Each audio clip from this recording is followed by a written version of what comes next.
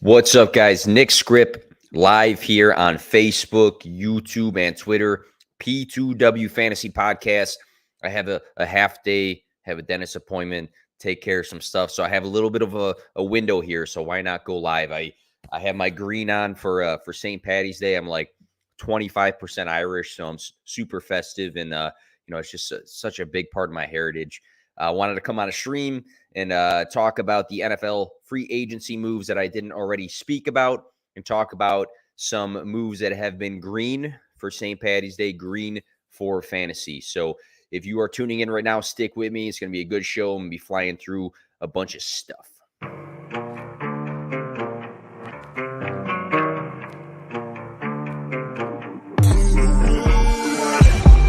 Play to win, no fear to give. I feel, but I can't forgive. I go all in this time, yeah, I won't regret. I'll pick the best on trip, they don't understand. I play to win, yeah, I play to win, I play to win. Yeah, I play to win, I play to win. Oh, play to win, I play to win. Yeah, play to win, I play to win. All right, so in true St. Patty's Day fashion, we are talking green for fantasy moves in this NFL offseason. So we're talking guys that went to a new home, and I think it's green for fantasy, meaning it's a good thing for fantasy football. So I'm going to avoid things I've already talked about and avoid things that I'm not super interested in. So let's start things off. Miles Sanders in Carolina. So Miles Sanders coming off of a career high 1,269 rushing yards. He's had an efficient yards per carry throughout his career. He has 5 flat for that. Finds himself in a rebuilding offense that just ran the ball 26 more times than they threw the ball last season. Not a ton of competition in the backfield. Sanders had 50 receptions as a rookie, but never hit 30 after that. So we're hoping, hey, maybe this new landing spot in Carolina can use him as a pass catcher somewhat in the way that we saw his rookie season. So again, rebuilding offense, coming off of a career year, not a lot of competition. This team ran the ball more than they threw the ball last season. Obviously, that can change with a difference in personnel, but I do like Miles Sanders in Carolina. I said something about maybe David Montgomery being there. He went to the Lions. I'm not talking about him. I made a video about that separately, but I do think this is a good offense to be part of, just because, again, the rate that they ran the ball last season and the opportunity that he has versus who else is in that backfield. DJ Moore, I've made like several short videos about. I'm a huge DJ Moore fan, but even bigger, I'm a huge Chicago Bears fan living in the suburbs, like 40 minutes away from Chicago. Loved the fact that he lands in Chicago, not just for him in fantasy, but for the Bears in general and for Justin Fields. Obviously, we were really, really wanting him to have some sort of an alpha wide receiver. That room of Mooney, Chase Claypool, Cole Kmet is different in itself from the past season, where we barely had Chase Claypool. Mooney was a bit banged up, missed some time, and now we have a true alpha. Through 5 seasons, he's had 3 over 1,100 receiving yards in 4 of those 5 seasons with 118-plus targets. So been a guy who's had receiving yard upside, but also been a guy that consistently earns targets. 2022, looking at player profiler data, he ranked number 90, DJ Moore, in catchable target rate. So absolutely awful. 2021, number 71 for wide receivers. 2020, number 79. 2019, number 75. So when people say like DJ Moore's never been in a good situation, that just shows it right there in that one stat, catchable target rate. Obviously, there's other metrics that can show that. But again, seeing a guy who's shown receiving yard upside and always demanded targets, he's just shown why he was a former first-round draft pick. I think Chicago will continue to add to the O-line.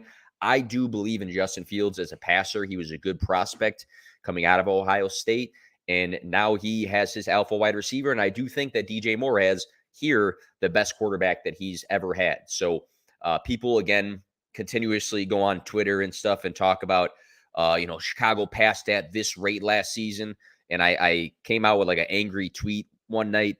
And I talked about like the situation last year. You had, for one, a Chicago team that was in 7 one-score games. They were competitive. They didn't need to completely air it out to be competitive in those games.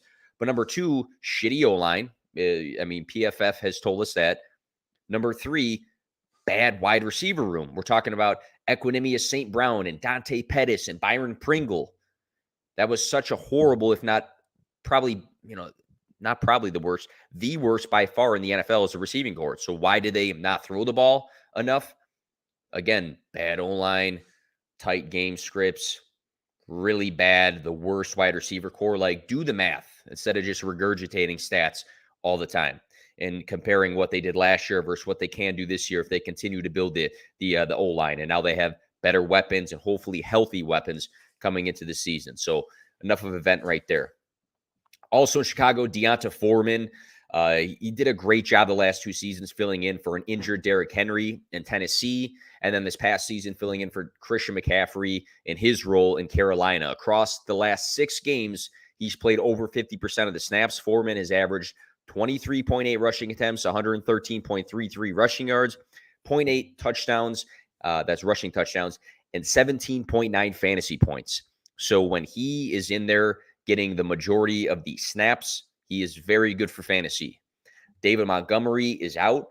Foreman should battle Khalil Herbert as the running back 1, or at least the running back for the early down work in what should probably be a committee.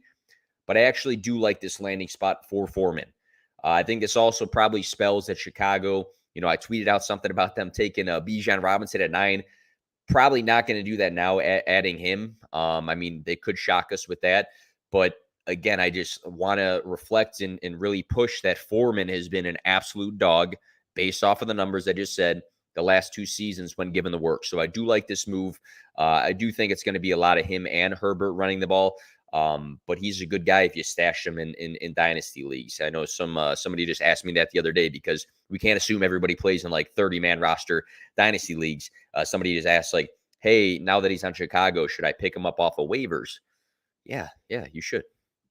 Samaje Perine lands in Denver. I thought it was going to be Kareem Hunt based off of the Matthew Berry reports that came out that he had some inside information on that. But Samaje Perine, there's been a mixture of reports specifically on Javonte Williams following his big injury and the timeline it's going to be for him to be back to health. It might not be as soon as people want it to be. So that is why Denver was an intriguing landing spot for a running back, because that running back room is empty. They just actually cut ties with Chase Edmonds as well. But Perine lands on a team, again, empty running back room. Should Javonte continue to miss time in his recovery in 2023, he steps into what should be a decent amount of work in Denver. In the last 3 seasons, Perine has played the majority of snaps in just 4 games and has averaged 22.33 fantasy points in those 4 games. Small sample size, but he's done some good stuff when he's actually gotten a good percentage of the snaps and volume. In the 3 games this past season, filling in for Mixon, he had 1 game of those 3 with 3 receiving touchdowns. Again, small sample size asterisk, receiving running back upside. 1 game with a rushing touchdown and another game with 106 rushing yards. So this past season, so small sample size, we've seen Perine in a good offense to show us some dual threat ability and show us to be very relevant for fantasy. So should he have to step in for Javonte early on in the season, or should they play a bit more of a committee role, just knowing Javonte is going to be getting back to 100%? There's going to be some fantasy appeal to Samaje Perine. Jamal Williams in New Orleans. So monster 17 rushing touchdown season. Can't say he's going to have 57 red zone touches again this year, but we can say that there's a very good chance that Alvin Kamara will face suspension and miss time. He had a career high 13.3 fantasy points per game, Jamal Williams. Even if it's temporary, the Saints offense of Carr, Olave, Michael Thomas, Juwan Johnson, being the feature back in that offense, I think is going to have some good fantasy implications. Because, again, we just saw a guy that was very, very heavily utilized in the red zone. Now, if we project the team to be in the red zone a decent amount of times, we might see some more of that Jamal Williams upside, especially when it comes to touchdowns. But, again, we have to see what's going to happen with Kamara, but we're expecting him to be suspended. Robert Woods, I don't think a lot of people are talking about this too much. I loved Robert Woods in the past. Really poor 2022 season in Tennessee. He still managed 90 targets, but was coming off of a big injury from the year prior. 4 seasons in his career over 100 targets. 3 of those range from 129 to 140 targets. He's averaged 15 plus fantasy points per game in 3 seasons. Now with Houston, we see they have Brandon Cooks, Nico Collins, John Mechie, hopefully. There's going to be a new quarterback incoming through the draft. And there's a chance that Cooks is not in their future plans. I know a lot of people have kind of voiced that. So is there a chance that Houston takes one of the top 2 quarterbacks in this class and that Robert Woods is his favorite security blanket year 1 in 2023? I think there's a chance. I don't want to go crazy about it, but a lot of people have written off Robert Woods because of a terrible year. Maybe he's further away from that injury. Maybe he has a young rookie quarterback who's going to utilize the veteran wide receiver for target share. So I think there's a little bit more appeal to Robert Woods if he's completely healthy in this coming season for redraft. Jacoby Myers, quite the roller coaster of a feeling here. At first, we're like, shit, it's Devonta Adams, it's Darren Waller, Hunter Renfrow, and Jimmy G is the quarterback. I don't know. But now we removed Darren Waller from that mix, who in 2021 and 2020 had target shares of 24.2% and 28.7%. He only played 9 games in 2022. So seeing we take a piece out of this offense that historically has had a good target share and been a big piece of the Raiders, I think that makes it much more appealing. Obviously, Devonta Adams is going to be the alpha, but I don't think we expected Jacoby Myers to go anywhere and be the alpha somewhere like he pretty much was in New England. 22% and 24.4% target share the last 2 seasons with the Patriots. He saw 126 targets back in 2021. We saw bumps in receiving yards per game and total touchdowns this past season for Jacoby Myers. He averaged 12.9 fantasy points per game. So this is a guy that's had an average depth of his targets 10 and 9.6 the last 2 seasons. I feel like he could be a reliable option for Jimmy G in the intermediate parts of the field. So I actually do like this move a bit more. Again, knowing that Darren Waller's out of there, Jimmy G's just been a guy that just like does his job. And I don't think Jacoby Myers is dependent on big splash plays or touchdowns. I think he's just dependent on those medium-sized routes in the middle of the field and getting some decent targets. So Jacoby Myers with Jimmy G in Las Vegas. I'm going to briefly mention Madison. He's been a guy I talked about a lot. I know some people have, made jokes about like, oh, people think like Madison's good at football or why are we hyping him up? But I've said this before. When playing 50% plus of the snaps the last 2 seasons, he's averaged 93.8 rushing yards, 4.16 receptions, 0.5 rushing touchdowns, and 22.48 fantasy points. That's good. I don't care who it is. That's good. This is green in the event that Minnesota moves on from Dalvin Cook, which has been rumored for the last like 2-3 weeks now. He's has a potential for the path that, hey, I've been in this system before. When I get to work, I do good things. Dalvin Cook, maybe he gets traded. Now is my time. I mean, it's a bit of a stretch to hope for that. It's more of a wishful thinking, but to say it's not a possibility with them bringing him back and having those Dalvin Cook rumors is even more of a stretch. The worst case scenario for him is he is a good handcuff. Best case scenario is Minnesota knows that their offense isn't dependent on Madison, but they roll with him. But we'll see. We'll see with that one. Darren Waller in New York. I actually like this move a lot. Only 9 games played this past season, 93 targets in 11 games, then 145 and 117 in 2020 and 2019. So 2021 was the 93 targets, 2020 145 and 117 in 2019. 2 seasons over 1,100 receiving yards, massive 17.4 points per game in 2020. Daniel Jones is coming off of a career season with Brian Daboll in his first year as a head coach, year 1 together. A career high in passing yards, career high in completion percentage, career high in yards per attempt, the lowest amount of interceptions he's ever thrown, Player Profiler ranked him number 5 in accuracy rating and number 1 in true completion percentage, Daniel Jones. Saquon Barkley led this team in targets in 2022 with 76. They brought in Paris Campbell. Isaiah Hodgins had a hot finish to end the year. Darius Slayton is coming back. All this says to me is that Daniel Jones was much more competent as a quarterback with Brian Daboll as a head coach. And number 2, Darren Waller steps in as today, potentially to be the number 1 target in New York. And a healthy Darren Waller being the number 1 target screams massive fantasy implications because he was never going to be that with Devontae Adams in Las Vegas. So would I prefer Darren Waller with Jimmy G in Las Vegas, or would I prefer him with Daniel Jones without that true alpha in New York? And I'm picking New York. We look for the Travis Kelce or we hope for these guys in fantasy to be the next Travis Kelce that is his quarterback's number 1 target. We don't see that enough. I mean, Mark Andrews, as of today, even with Bateman there, probably is that guy. We won't say that about George Kittle. We're not going to say that about TJ Hawkinson.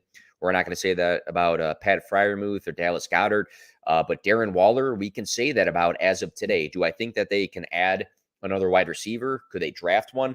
Sure. But as of right now today, Darren Waller should be that team's number 1 target. And if healthy, that is huge for fantasy. I just bumped him up a ton in my dynasty rankings. I was very low on him, to be honest, just based off of him having the competition he did in Las Vegas, the injuries. But I like this move a lot. Rashad Penny in Philadelphia. In Penny's last 7 games playing a majority of the snaps, he's averaged 129.86 rushing yards, 1.14 touchdowns, and 21.3 fantasy points. Absolute stud. I found a graphic from 2021 I made, and it was of running backs that had 30-yard rushing plays, the amount of 30-yard plus rushing plays. Penny in 10 games and only 119 attempts was second that year to Jonathan Taylor for that category. I mean, we've just seen very, very good things out of Penny, except for him like playing games. 5, 10, 3, 9, and 13 games played for his career. Philadelphia ran the ball the 3rd most times last season. Obviously, this includes Hurts, but they do have a scheme of running the ball a ton. I saw a tweet that Penny was mentioning that said something about Hurts reaching out to him directly in talking about Super Bowl aspirations. Penny said himself recently he's healthy, he's ready to go. He's probably the most polarizing player for the running back position for fantasy as of today. He has such a high risk, but such a high reward at the same time. Like, he is the definition of high risk, high reward. So I am excited about him. I think it's a great spot to be in as the lead running back. He's done nothing but ball out when healthy. It's just the healthy part. That's the asterisk. Juju Smith-Schuster with the Patriots.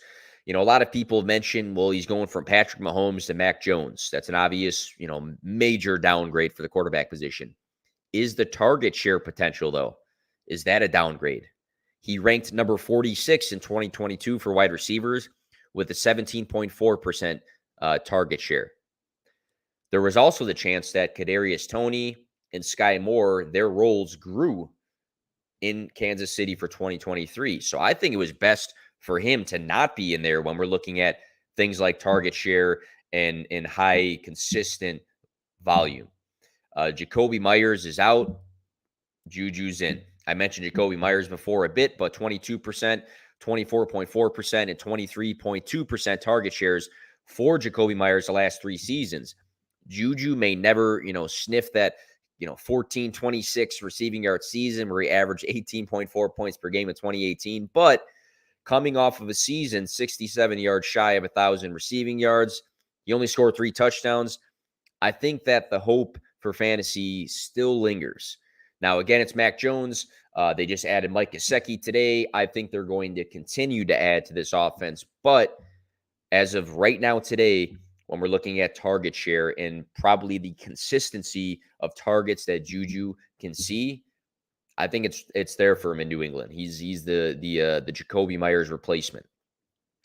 Last thing I want to mention, and I don't think I have a note for this, but I thought it was very smart of the Bears grabbing PJ Walker and the Eagles grabbing Marcus Mariota, because I think we're looking at two quarterbacks that, are guys the offense won't have to change the playbook for, knock on wood, in the event that the starter goes down. I think those are smart moves by those offenses. But that'll do it today. Just wanted to talk about some moves briefly that I feel like are green for St. Patty's Day. Good things for fantasy football. Going to have tons more content out throughout the entire offseason. Go check out the Patreon. If you're listening to this right now, if you're listening live, go check out the Patreon. The link is in my bio. The amount of content consistently that is put in there is worth the money. The P2W data set, that's over 30 tabs of data, is worth the money in itself. Just that. Dynasty rankings, player profiles, the incoming rookie class. There's a trades chat. The amount of areas of content is massive. I have a P2W team now. Those guys are dropping content as well in there. It's well worth the $5 a month. So go check out the Patreon today. Stay active in your leagues. I know people are emotional this time of year. You can capitalize on it. And always, I'm here to help you guys play to win. So thanks for listening. Thanks for checking it out, and enjoy the weekend. Stay safe.